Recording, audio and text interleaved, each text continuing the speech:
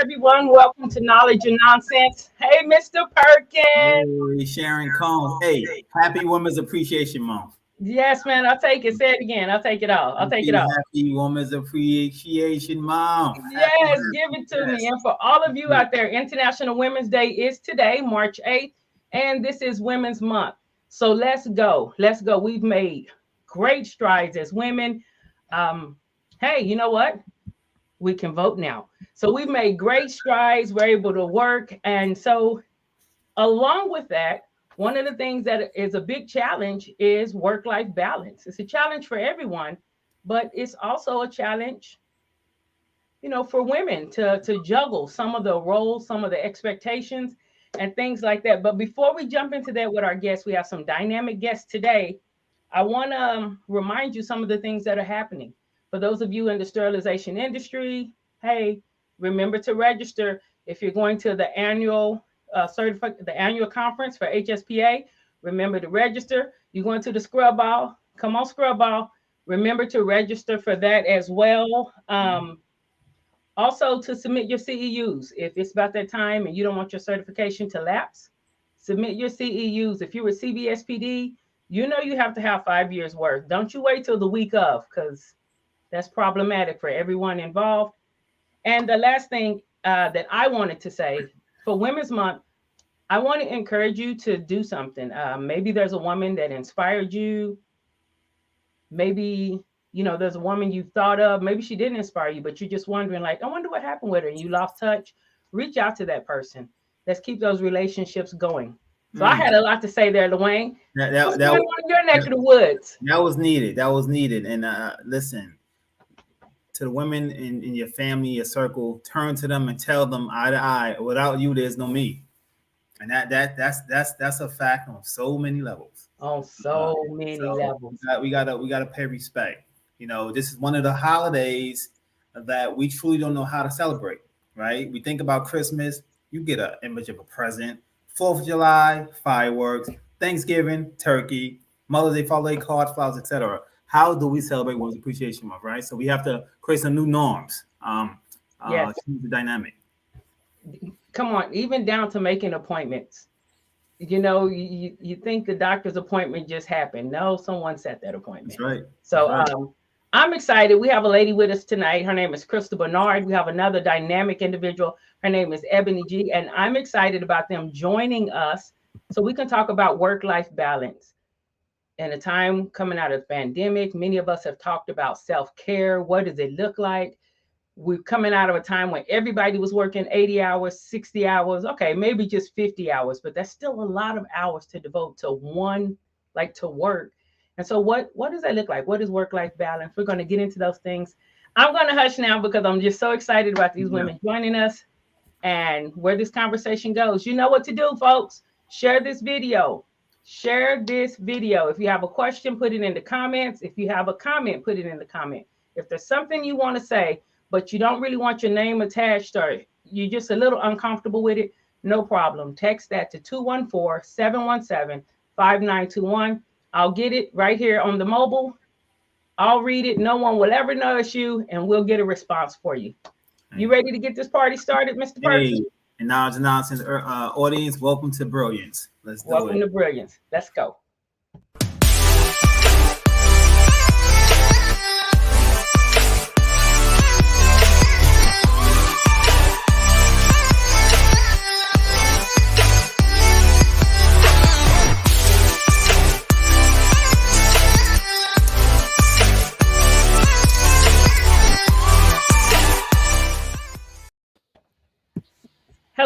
Hello, guests. Welcome to Knowledge and Nonsense. We are very happy to have you here. Good evening. Thank you.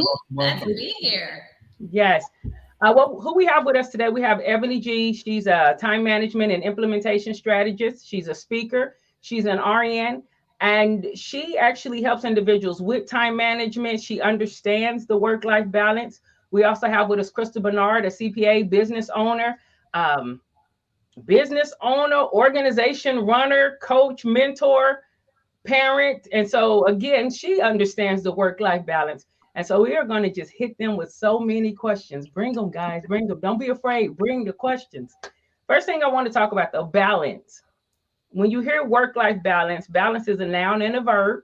You know, the many of us operate in the verb stance, trying to make it to the noun stance. You know, juggling different things, trying to get this semblance of order, this semblance of coherence that makes sense to us.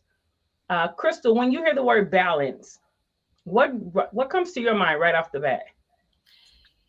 Balance is more, I'm evenly just distributing either my time, my energy. And I think one thing as women, sometimes that doesn't always happen, so really what I personally like to do is strive for more of a harmony. How are all the things in my life working together?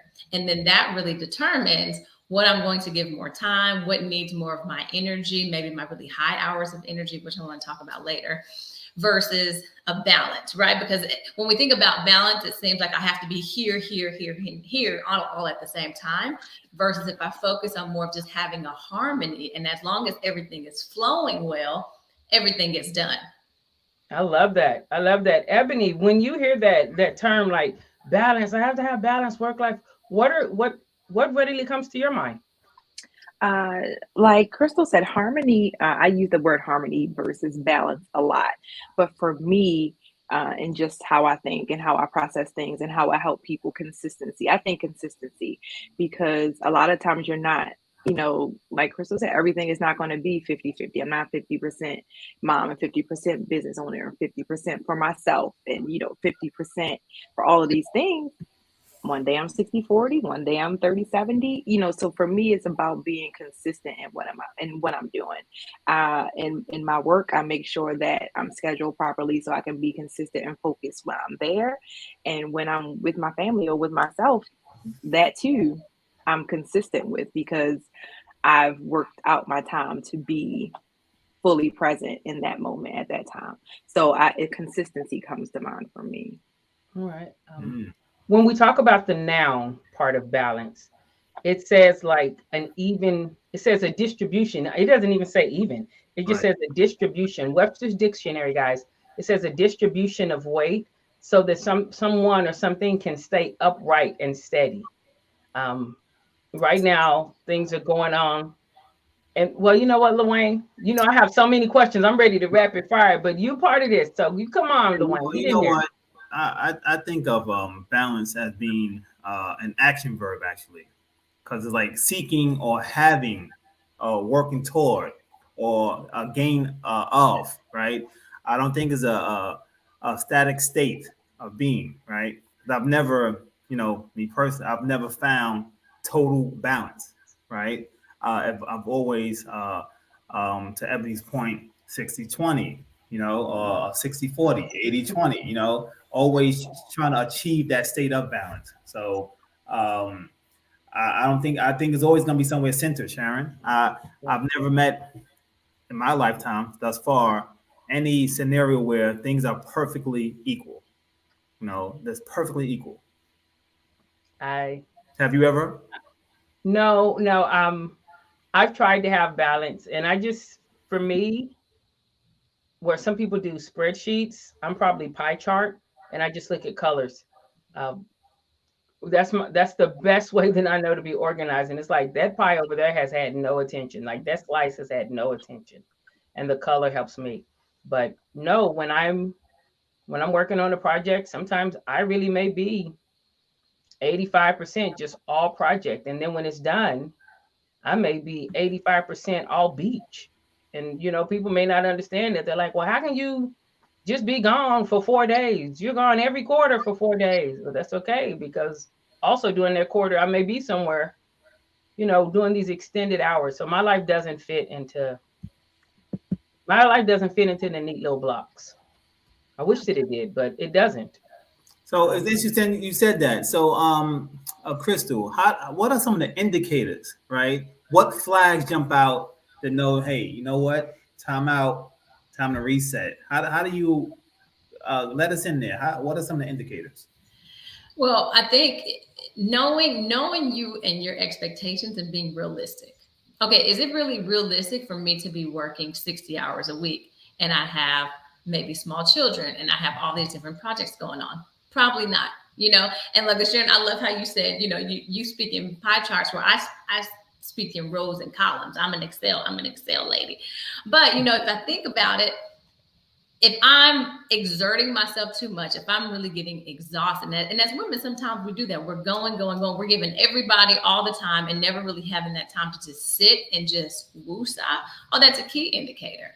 If you're, even going back to your communication, if you find yourself being really snappy, you probably just need to rest. You're really just overworked because you're just doing too much all the time, So really you have to examine, okay, what's really on my plate and what are some things that are really required of me and what are the things that are that's just extra.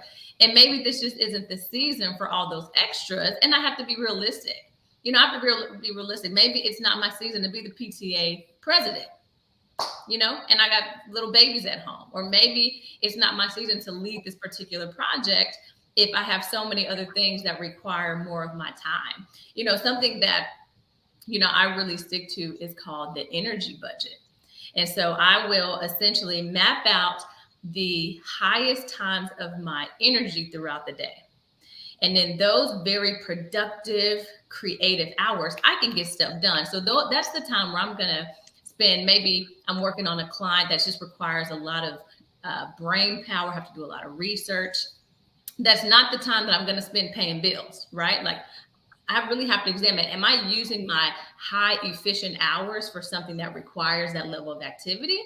Or am I doing lower level functions in those high periods? And when I really did that, I said, oh my gosh, like I really have some things out of order. And as soon as I did that, when I tell you my productivity skyrocketed and I was less frustrated because I had the mental capacity at the moment to complete whatever I needed. So a lot of times it's really just, maybe I have some things out of order from my energy budget. Wow. Maybe I'm trying to work late at night and I'm really tired, but I'm like, no, let me just push through. Let me get it done. You're going to end up frustrated. You're probably going to have a lot of errors. It's just not going to be your best work because that's just not your time. Or maybe your time is in the morning. Maybe you're like, you know what, between 6 and 9, I can hit it hard. And that's where you do those really tough assignments and you'll find you're going to complete them quicker. It's going to be easier just because you're using the right amount of your energy. Yeah, you're directing it. How about you, Eboni? Yeah, I agree. It's funny. I teach that as well. Like work when you're, when you're at your highest and your best. But also for me, I think personal things are indicators. Like, yeah, work, I might, something that would normally take me 4 hours might take me 6, or something like that. But personally, I noticed things about myself. Like I'm tired, and yeah, the irritability does come in, but I notice I'm not doing things that I enjoy. I haven't read a book, and but like my Audible was like, well, I ain't touched that in like 2 weeks, so for me, it's those personal indicators. Have I read? When is the last time I meditated? How long did I meditate? Was it one of those 5 minutes because I just remember type of things, or was it an intentional? I like to meditate for an hour because my brain is always like this. So it always takes me like 20 minutes just to even like focus. So for me, it's like my internal indicators where I just feel tired and everything exhausts me. Sometimes, like Chrystal said, you get that exhaustion, but it's almost like, it's an internal exhaustion. Nothing really happened. Nothing is really wrong, but you just feel drained. And I think that's when, for me, I know to reset. Like, okay, I'm doing too much. And this has been a season for me of slowing down to speed up. I've been very intentional about that since last year. And it sounds cliche, but it is really true. And it really works. If you want to, get where you're going a little faster, cut some things out. Slow it down. Absolutely. I love it. I Yeah. absolutely love it. Sharon, before you transition, what are some of your indicators? Some of my indicators, my grace level is gone. My grace and my mercy level is gone. Like, Luane, you can come and tell me something and I may understand. And typically when you understand, people, there's an expectation of you being understanding. You know, hey, my kid was sick. And I'm like, oh, I understand. So then the next logical, I don't know, maybe illogical, but the next social moray is for me to be understanding of you're dealing with a sick child. When I need to tap out and you're like, man, my child was sick, I may not verbalize this to you, but I may be in my head like, you know what, everybody got a story. Let's get it done. You know, and like my mercy level and my grace level just go. I'm like, well, you knew your kid was going to be sick when you let him run in the rain. You know, like it just, I am not graceful. And so I recognize it there because my heart is to help as many people as possible. And when I'm in my own way, because I'm not operating in mercy and grace, I mean, and for y'all out there, don't play. I'm not gullible. Don't be trying to be like, what can I get away with? No, that's not it. But when I recognize that, I'm like, okay, Sharon, it's not them. It's not the sick kid. It's not Lil Wayne. It's you. You know, it's you. It's you. I forgive you. I forgive okay, you. forgive me. That and also when I my faith, like I pray, you know, pray, meditate, whatever you do. If it takes me a super long time to slow my mind down, and for me, a super long time is I'm talking if I can't slow my mind down in 15 minutes of like just complete silence and it's still moving, that's an indicator for me too. Interesting. Yeah. No peace, man. You know what's amazing is that you all are so cerebral. You can identify your indicators because that's not easy for many people. They can't identify what those indicators are. So I heard slow down and speed up. I heard your energy budget, which is a new term for me. And Sharon, you just expressed how if you can calm your own thoughts and within a time frame, you know it's time to reset. Yeah. Powerful. Yeah. Because your thoughts are your drivers, whether people want to acknowledge that or not. And so, yeah, those are things that work for me. And yeah, Luann, you said a lot of people don't know that, but that's why we're doing things like this on Knowledge and Nonsense to share tools. And you have to get to know yourself. Yeah. You know? Yeah. That's what works for me. Try all of these things. Chrystal helped me with the energy budget some years back. And you know what? Not only was I able to do my own books, I was able to publish some other. I saw the real time thing with that energy budget. Yeah. So, hey, listen, we're going to take a quick break. When we come back, I want to hit one of the comments I saw that says, oh my gosh, there's so many comments coming now. Okay, but this one says, knowing when to slow down can definitely be a challenge. Now, we've given tools to slow down or how we know when we need to slow down. But for somebody that it is a challenge for, when we come back after this commercial break, do we have any tips for people that it's a challenge for? You know, because sometimes knowing what to do and being able to do it, there's a gap in between those things right there. You know, I know not to eat the ice cream at 9 p.m., but it doesn't mean that I'm going to not eat that ice cream. Right. So, we'll be right back in about 60 seconds. If you guys would think about that and maybe let's share that with our audience. Awesome. Right back. Sure. Those in the know SIPS Consults.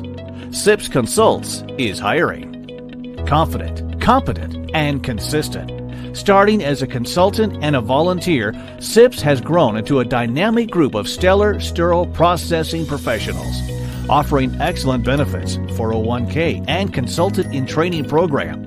We are hiring certified technicians, leads, supervisors, interim managers, educators, coordinators. Apply at recruiting@sipsconsults.com or dial 1-866-615-7977. All right, and we're back. Welcome to Knowledge and Nonsense. Today we're talking about work-life balance. Is it really a thing? We know it's a buzzword, but is it really a thing? Is it attainable? And is it realistic for us to have certain expectations about work-life balance? So before we left, one of the comments actually said, some of us don't know when to slow down, and it's definitely a challenge. So knowing that I need to slow down and it being a challenge for me, what are some tips to leap over it being a challenge for us? Like, are there tips to help us not just know when, but be able to slow down? I think you just have to be really honest with yourself, you know, especially if you're so busy to where things are falling through the cracks, you're forgetting things. maybe your home life isn't as peaceful anymore just because you're going. You really have to just sit and say, okay, these are things that I need to do. It could even be as easy as just setting some like simple disciplines. Okay, I can't wake up early. Well, it's probably because I'm going to sleep at midnight. So maybe I just need to go to bed earlier so that I can have the energy that I need. You know, really just being honest, putting in some very simple boundaries that you can be consistent with.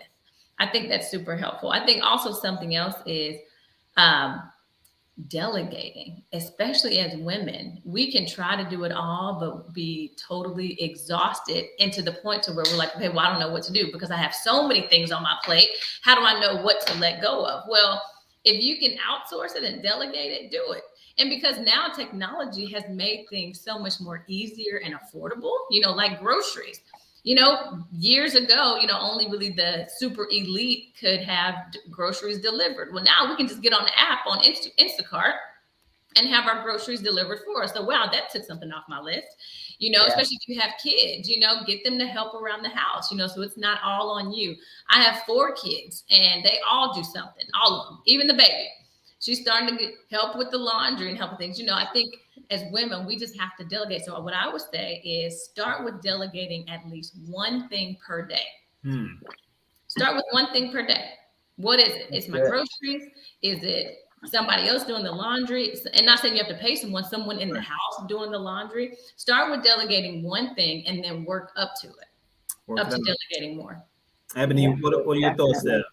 I would say, in addition to that, because I think that is a great tip as well, is to look internally, because that's just how I think, just being a nurse and, you know, just doing all of that stuff. I always tend to draw inward and with myself. Are there some expectations of yourself, you know, that you have in your mind where it's like, I feel like I need to do this. I have to do this in order to, you know, for lack of a better term, feel worthy, you know, feel like I deserve this, feel like maybe this is my place and I'm supposed to be doing this. Think about, you know, those kind of internal things. Are you doing things because you really want to, or because you feel like they have some external meaning? I find a lot of people pack their plate because either, you know, they just want to please others, not in a people pleasing way, but it's a natural thing, but you can't pour from an empty cup, right? So I just feel like a lot of people pack themselves because in addition to that, and they have guilt because they feel like I should be doing this. I should be able to do all of this. And realistically, you can't. You know, but really getting over that internally, honestly, hitting therapy if you need to. Therapy did tremendous works for my time management because I was able to let go of a lot of toxic traits that I had. And they were born out of, you know, really good, positive, you know, intentional things, but they just weren't good for me. And so identifying those things and really, you know, digging into the root of those things will also, you know, help your time management. Because a lot of times time management isn't directly tied to time. You know, it's really, it's indirect. You know, it's really directly attributed to a lot of other exterior things that then affect your time because of all of the things that piles on it. Okay. So is balance something? And Chrystal alluded to this when she said she delegates to her tribe, her family members, right? So is balance something that can be maintained solo, or does it involve your tribe or that extension? Eboni, what do you think? Oh, Chrystal.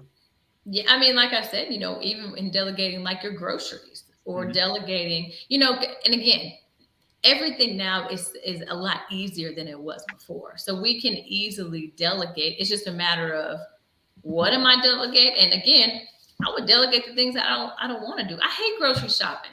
Why would I want to spend my valuable hours doing something that I don't want to do? So the first thing I'm going to look at is, okay, of all these things that I have to do, I have to eat, right? And I'm not going to eat out every single day. So of all these things I really have to do to survive and to live successfully, what are those things that I really would prefer not to do? And I'm going to look at that and say, okay, can those things be delegated? Yes, if they can, I'm going to push those out. And just that's going to make, one, I'm going to have more time. So I'm going to easily achieve that balance and harmony a little bit better. And then I'm going to just be more satisfied in life. I'm not going to feel like oh man, here we go again. It's another Monday. It's another Saturday. This is my Saturday agenda. Life shouldn't be like that. We're called to really enjoy life. But if you're doing things that you don't like, you're probably not going to enjoy and live life to its fullest. Wow. Yeah. What's that? Yeah. And I have not touched my son's clothes in 2 years because I'm like, you know what? You're old enough to put this stuff away. Why am I spending my time, doing this when you could do it? And the perfectionist in me was like, but everything's not going to be put where it's supposed to be. And it's not going to be folded. And it's not going to be all this and that. So I need to do it. And I had to let that go. Like, it doesn't really matter. It's your clothes. You need to find it. I don't. Okay, I'm going to ask myself. you to repeat that in your own words again, because our last segment, we talked about Superwoman, the myth of Superwoman. And doing that, people really, my heart started breaking during the show. I just wanted to hug everybody because I could see the internal anguish of, am I less than a woman because I'm not checking all of these boxes? And this is work-life balance, I know, but this is also Women's Month. And again, these are the drivers. Am I less of a mother because he's putting up his own clothes and, or because I'm not going grocery shopping? People really have that. So how did you all, this is a hot seat question, guys, have mercy on them and grace because this was not on the agenda. Is that part of self-awareness within the balance, knowing yourself and coming to terms with the fact that I have to meet my expectations and my tribe expectations, but not necessarily.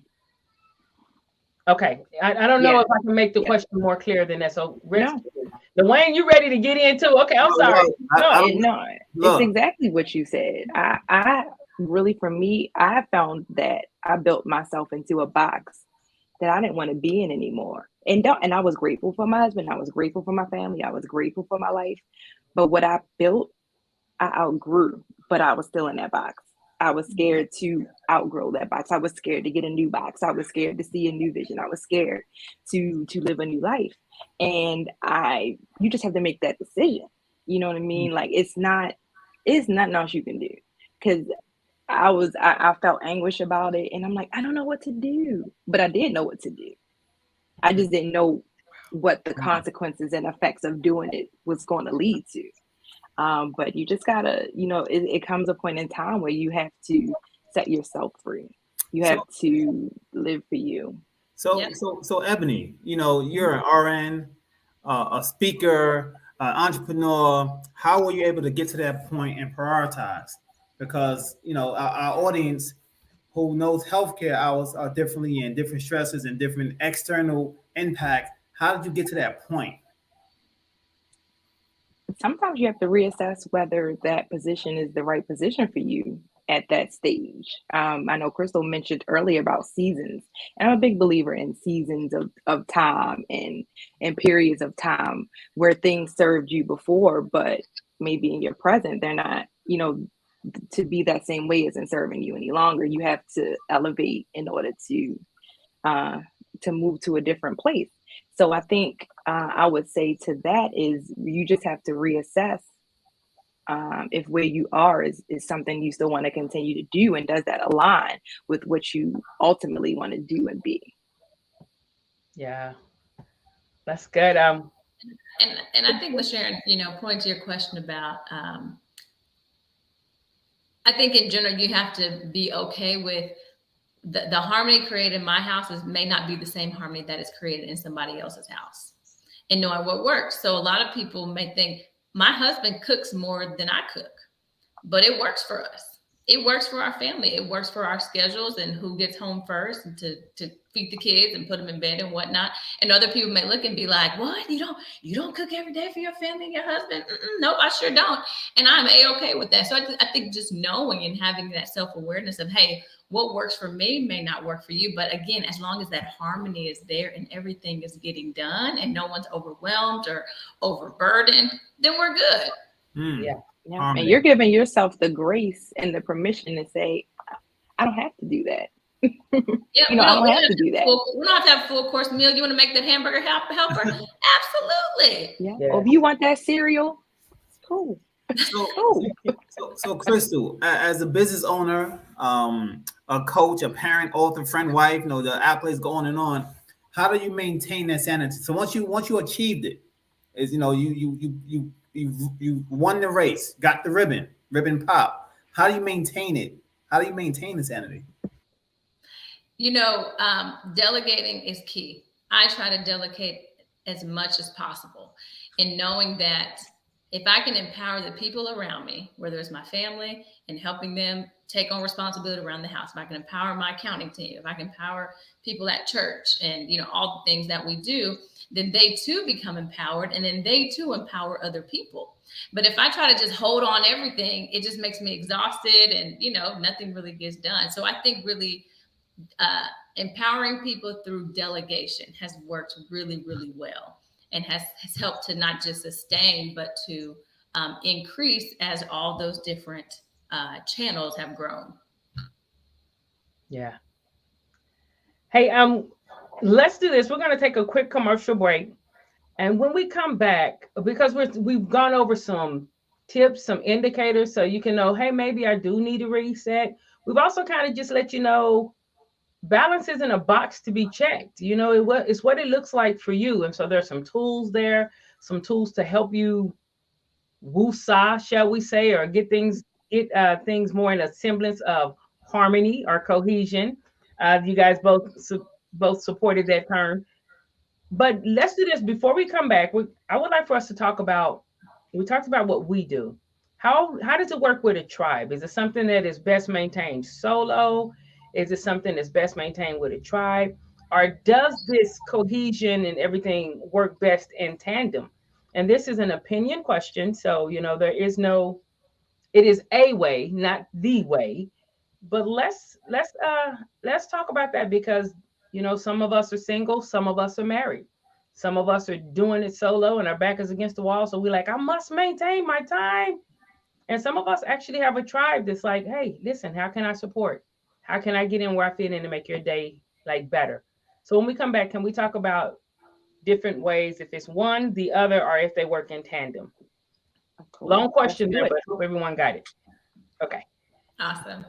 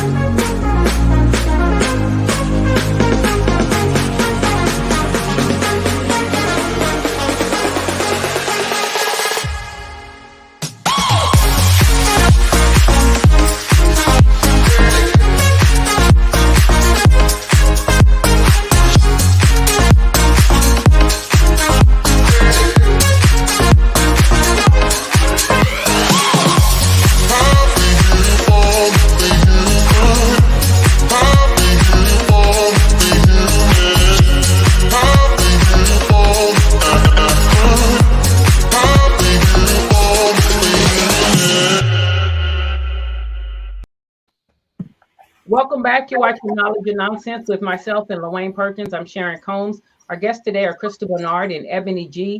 Today we're talking about work-life balance. You guys know what to do. Share this video. Continue to put your comments and questions inside of the chat box. We love the engagement. We're glad for the engagement. Before we left, we actually were deciding whether this work-life balance is something that is best maintained solo, if it's something that's best maintained with a tribe, group of individuals, or if that kind of works in tandem. Eboni, what are your thoughts on that? I think, true to the name of this, it can be a harmony. Some things I feel like the soul work, right? The soul care part of life, that's something only you can do. You know what I mean? And while you see people spilling things in social media and stuff like that, and it's like, maybe that's something you need to work with yourself or with the therapist. So I feel like some work is soul work, and then you have your times where you definitely need your tribe. You need people to draw from. You need those like-minded individuals that's going to sharpen your mind, and you need to bring your family into your plan so that your house stays harmonious and in alignment. Okay. I just want to ask a question. When we're saying soul right here, are we saying soul SOUL or SOLE? We're saying soul like internal work. Yes. Okay, Yes. because we go. Yeah, that's interesting. Yeah. You and you know what was and I'm gonna Chris, I want you to jump in here. But when I hear the term balance to your question, Sharon, when we look at it from a perspective outside of the English language, there's such a variety of definitions. And just a challenge to the audience: Google the Japanese or Chinese translation of the word balance, and you see how, in a greater scale, you can answer these questions. So I thought that's interesting for the audience. But Chrystal, I'm also a father of 4 children. And when you said delegate tasks and find balance, I'm like, you're good. You and your husband, I need to read both of y'all's books on getting that balance. When I try that technique, it normally turns into a heated conversation on who did dishes last. How do you master that craft? You know what? You learn what really works for the good of the home, versus, gender-based roles, that's not something that we tend to focus on, but we work on, okay, what are you best at? Okay, you can cook a basic meal. Okay, we can eat we don't need to eat a gourmet dinner every night. So really, I think what we did is we just said, okay, what needs to be done and who's the best for this, given the time that we have. Okay, we got 1 hour. What can we do in 1 hour? What are you gonna? Oh, you can iron, you can do this, and we just tend to work and flow really well. Now, I wouldn't suggest my husband do a task that he really can undertake, like the girls' hair. It's gonna take him the whole hour to do the girls' hair. So that's not something that he should do. But he can get them dressed, he can bathe them, he can lotion them down. So you guys really have to work and just see, okay, what can we all do really efficiently? And it's not about doing it the right way and, I didn't like how that tastes. Again, just go back to what's something that you can do well in this certain time. And that's what's worked really, really well for us, especially, we still have little ones. I mean, they're babies, so they need a lot of attention right now. But we have this flow in the morning, and we can get all 4 kids and us dressed out the house, ready to go in about an hour. You know what? No, I heard something in her statement. They have already introduced this. So, Luane, I don't know if you have younger ones, but if you're dealing with teenagers and it's a fresh introduction, so now it's something new being introduced. It's not too late. It probably is just, it has to be introduced into a way that, I'm not going to say too late. Don't you give up on them babies. Hey, no, you not, look, Sharon. It just needs to marinate. It just needs to marinate. To all my millennials. You might have to pay a couple of dollars. Hey, right. Hey, Chrystal, our millennials, they're a different breed of species. They're different people. So I'm learning their language, their music, their moment, everything about them. I want to read some of the comments here. Sarah B. Cruz said, clearly articulating how I define support and how I need to be supported has been crucial for my balance. Eboni, what are your thoughts on that statement? Yeah, definitely. I think because people are not mind readers. So you have to teach people, not only how to treat you, but how to meet your needs. And so, clearly defining what you need and your expectations from that other person not only helps you to get what you need, but it helps them feel closer to you because they understand how to better, support you. Now, in that, go ahead, Chrystal. On that. And a lot of times we think everybody's too busy. So we don't want to ask because we're like, people have their own lives. Only, honestly, a lot of times people are kind of waiting because they see, hey, you have a lot on your plate. Maybe I can take something off at work. Hey, let me help you with that project. You need something else. But a lot of times it's almost, not to say we're prideful, but we don't want to add things from our plate onto someone else's. So almost like a guilt factor, kind of not knowing that person is probably waiting for you to ask. Waiting for you to say, hey, you need to support here, or hey, you need me to pick up the kids from school on Mondays and Wednesdays. And you inside, yeah, that would be awesome. But you got to speak up. That's a mic drop. And you have to be okay with it because it does not make you less of a woman or less of a mother or less of a parent to let somebody be a part. Like, yeah, they may be asking that. And maybe you're weighted down, so you assume it's a weight on them, and it's not. Now I want to push back just a little bit because I Wait, was hold you push. Go ahead, Chrystal. This is what I love when we get to the pushes. Well, and even I know you said, some people that don't have children or whatnot, maybe you need support in keeping a consistent workout routine or eating healthy. Ask somebody, get some accountability. That's support also. A lot of times we're just trying to do all this stuff by ourselves, knowing that we need help. Knowing if I bring these honey buns home, I'm gonna eat all 6 of them by the end of the night. Okay, you need some accountability. You need some support. You need somebody to be like, no, don't buy them honey buns. Buy the strawberries instead. So sometimes we really have to look at what support is and not think it's something out of reach. Bring your pushback, LaWayne. Oh, well, it's a slight pushback, right? Because these tips are so insightful. But how do we transition these to the workplace? It's a little easier for me to do these tips in my intimate circles with family and siblings and friends. But how do you take these same tips into the workplace? Come on with it. Well, okay, business owners, Chrystal, you have employees, right? How do you put it there?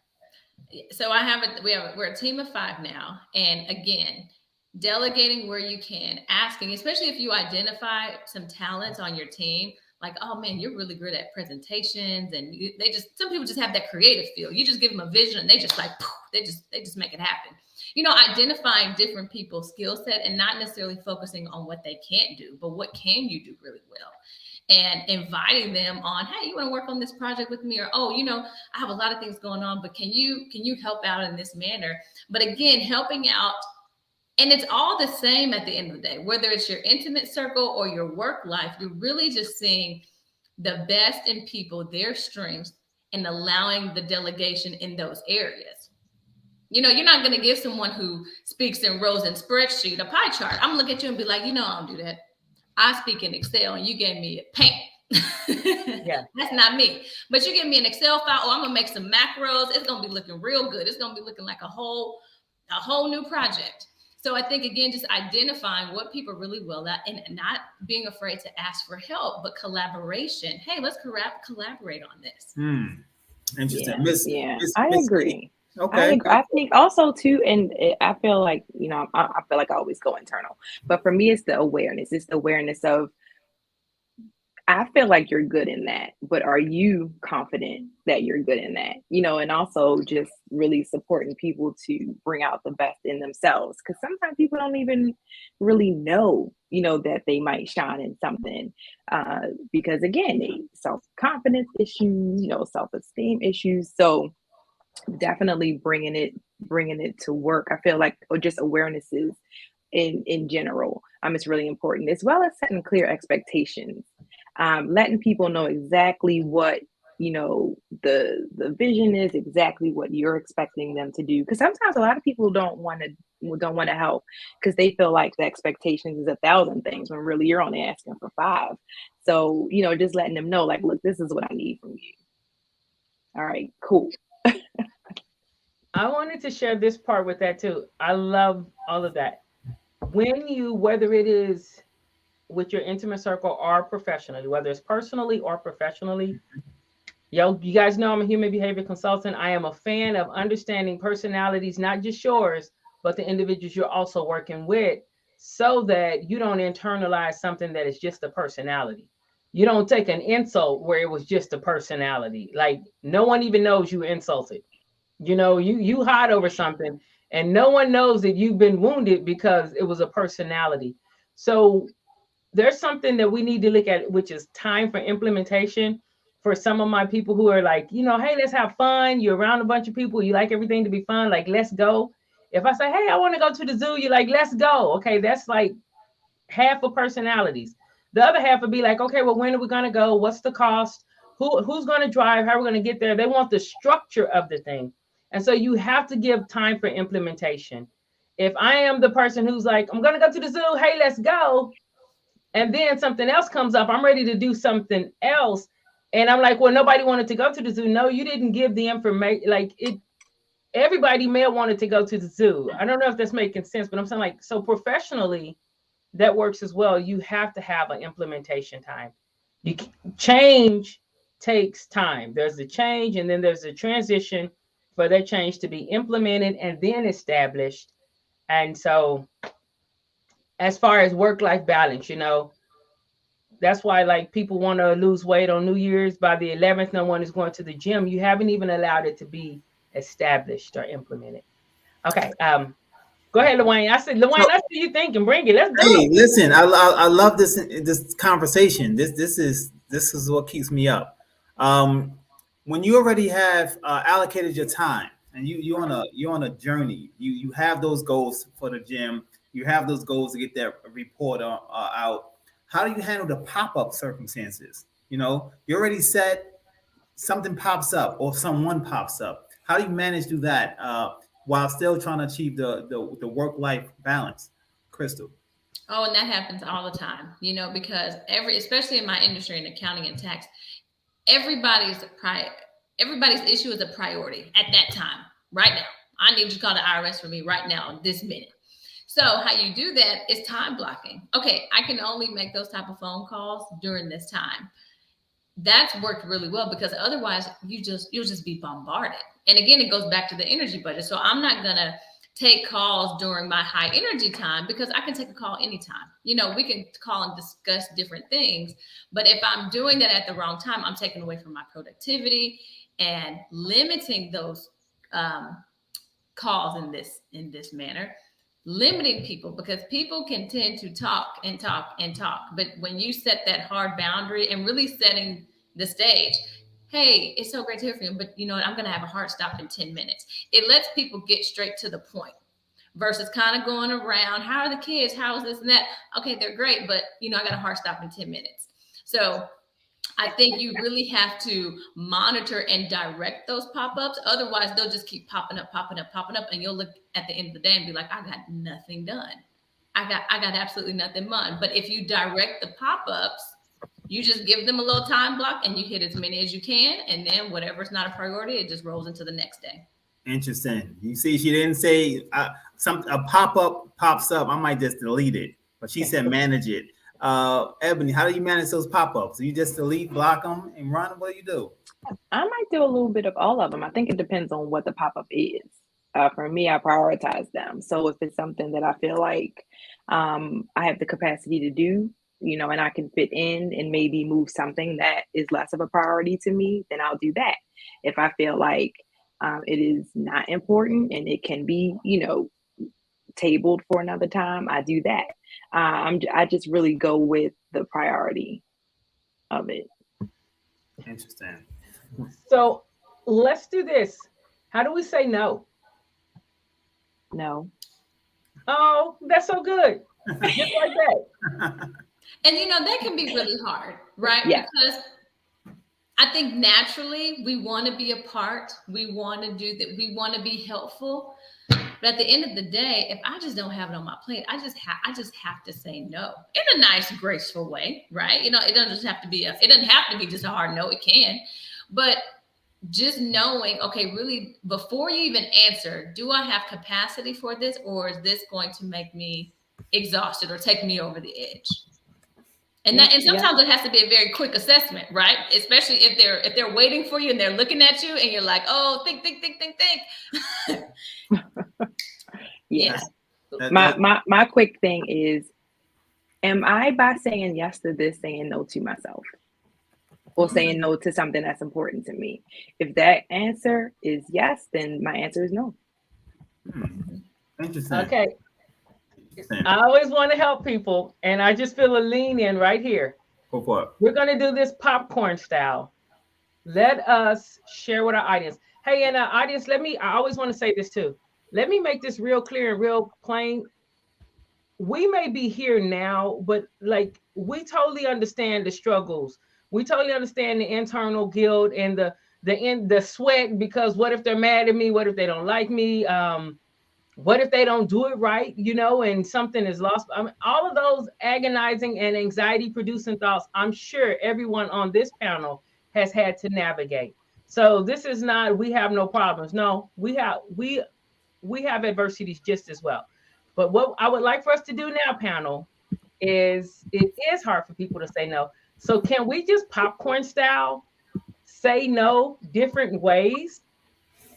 Because depending on, like, some of us can just be like, no. I have a look that I don't have to say anything. I can just stare at somebody blankly and just be like, next person.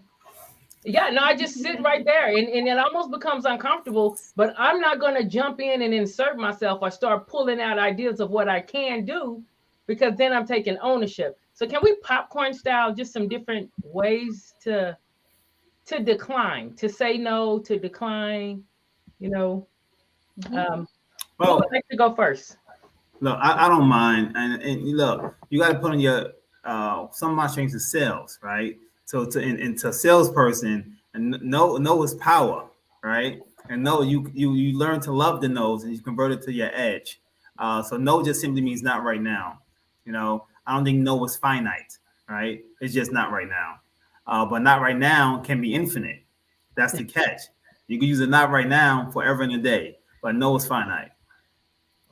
All you salespeople and all you people being sold to, he just dropped something right there. You play this tape back. You gave that up for free, Luane. Okay, someone else. What's the way that, like, how would we decline besides just saying no?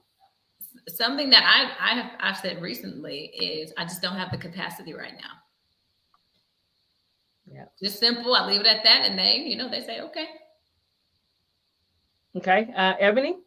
Yeah, for me, I like the capacity. I use that one a lot, but I also just say I already have something planned, even if it's Netflix and chill or reading a book. It's my time, it's mine, whether I'm whatever, and I don't want to share it. So I have something planned, but thanks.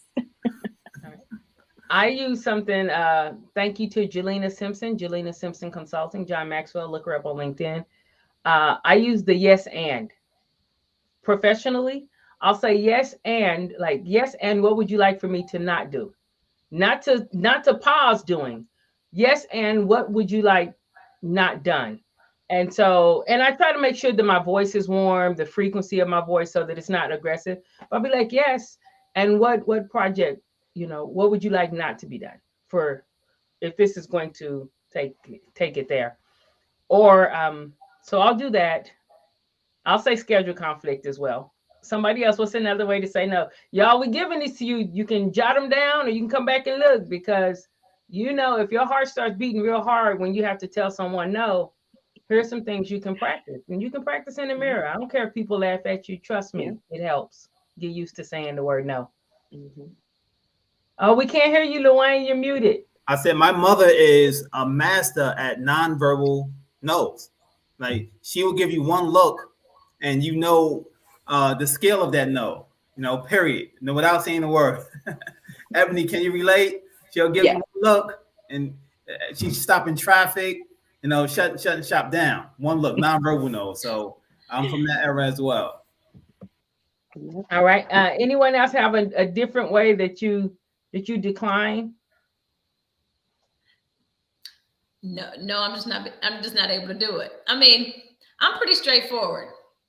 I just can't do it right now. That's the spreadsheet, y'all. Right. And, I was going to say something when you just said, yes, but what would you not want me to do? With the whole topic of balance and harmony, I can only add so much before I have to start taking away. Right. I can't just add and think that, okay, I'm going to keep doing life as I have always done it. And so that's where the delegation. Okay. So if I add something, I now have to delegate it, or I'm just not going to do it. I think that's important, because otherwise people just keep adding and be like, oh my gosh, why can I not keep up? Well, it's because you never took anything off. You just kept adding.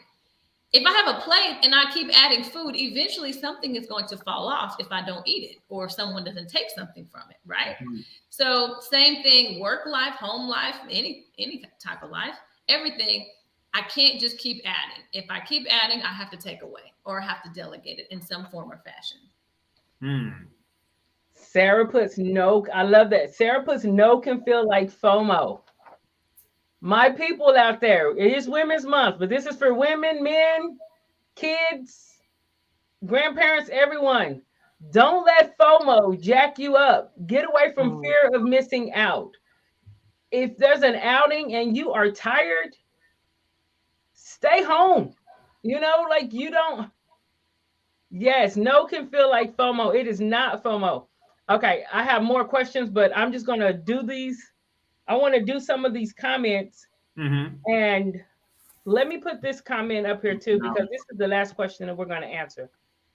Is there anything you all want to share or something that's on your heart before we go to this last question? Well, I don't even know if it's the last question because of these comments, but the next question, which may be the last, I hope. Drop it. All right. Okay. Here are some people telling us how to say no.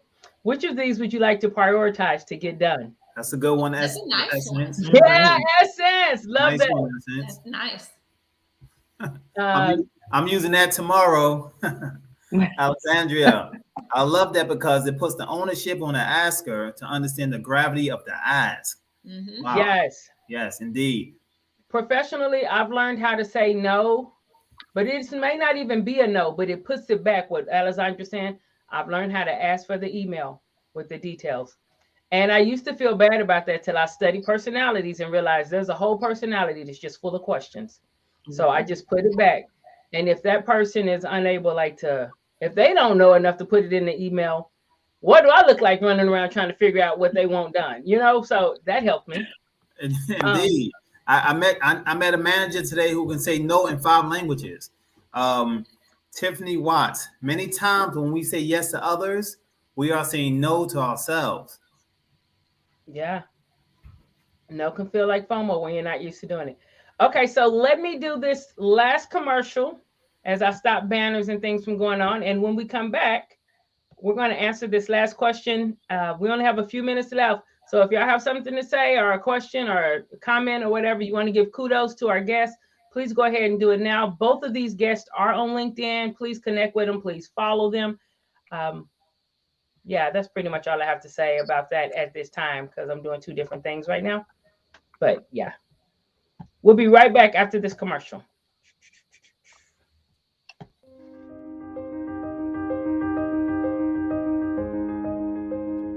Lost time is never found again. CS Assist specializes in providing CS leadership more time to focus on all resources on patient care and safety by assisting with your compliance needs.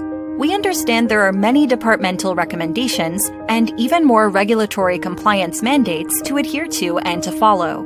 We focus on the constant changes in staff education and regulatory compliance, allowing you to focus on the daily operational needs. Realizing the value of time, we partner with you to alleviate risk in all areas.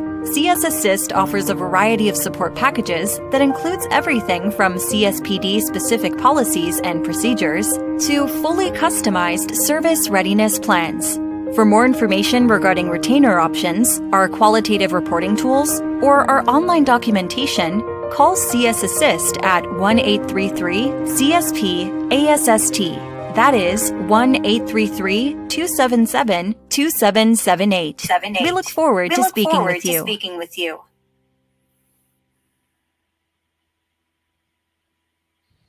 All right, and we're back. As we bring this to a conclusion here on Knowledge and Nonsense, we're talking about work-life balance. Man, this has been chock full of insights, of authentic feedback.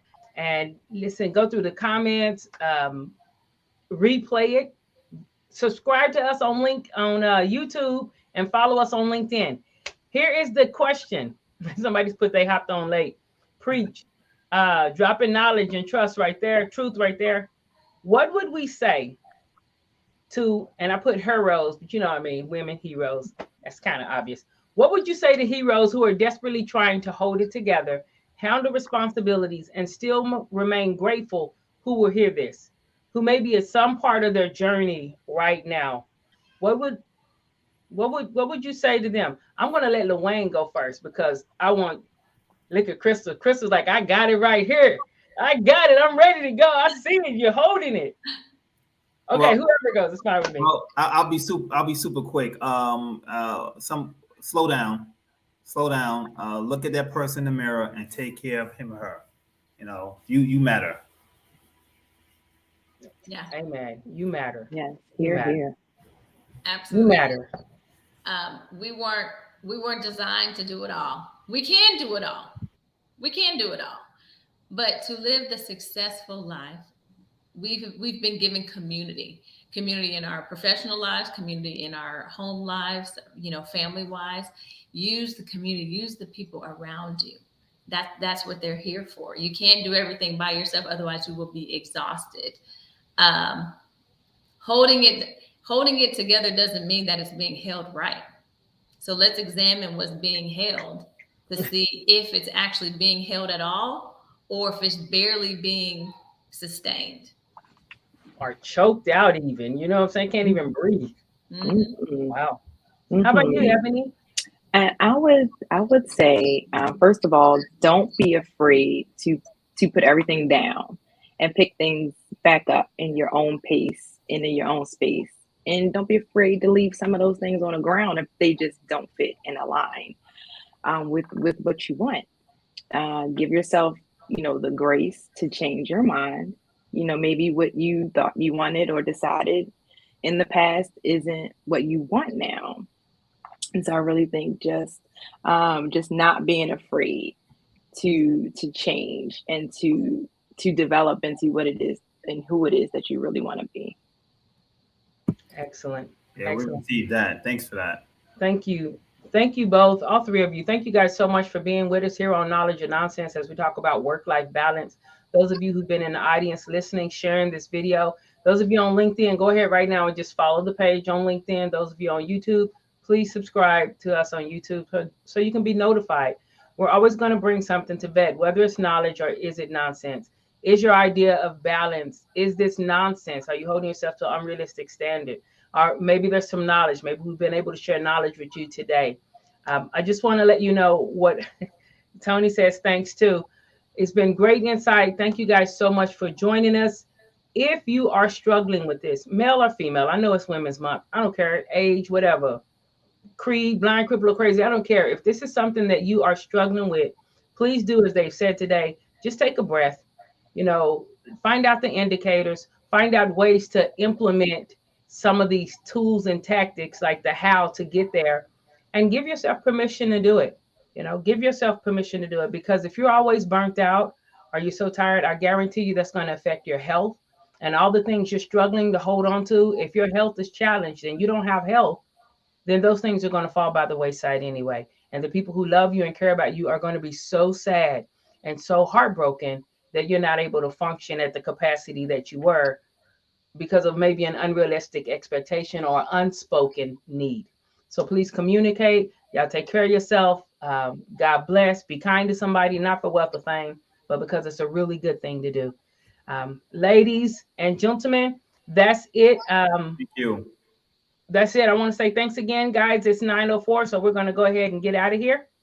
Y'all be safe and God bless. It's a pleasure. Thank you. See everybody soon.